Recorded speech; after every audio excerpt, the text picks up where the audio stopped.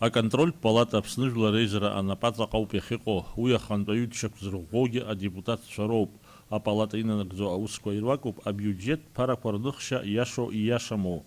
Аконтрольтә палата ахантәаҩы Роберт Аршба инарҭбаан далацәажәеит, ҩ-нызқьи жәаа-шықәса рзы имҩаԥыргаз агәаҭарақәа рылҵшәақәа зеиԥшроу атәы.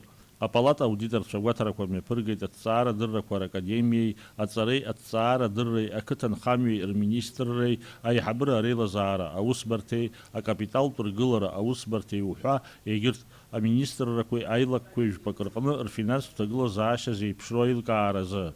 Роберт Аршба иажәақәа рыла иаарԥшын афинанстә леишәаганахьала аилагарақәа маҷымкәа. Следует выделить основные типы установленных нарушений по итогам деятельности контрольной палаты за 2018 год. Мы выделили 3 вида нарушения. Это первое нарушение при распоряжении управления государственной собственности на общую сумму 64 миллиона.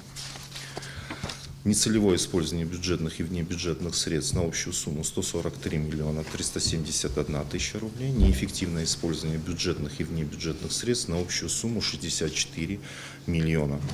То есть имеются и другие нарушения как бюджетного законодательства, так и закона о бухгалтерском учете. Апалата ахантәаҩы убас иҳәеит иаарԥшыз аилагарақәа рзы аматериалқәа апрокуратура хада ашҟа ишдәықәҵаз. Иҳаҩсыз ашықәсазы апалата аудиторцәа убасгьы еилыркаауан Урыстәылатәи аинвестициатә программа ареспубликаҿы анагӡашьа.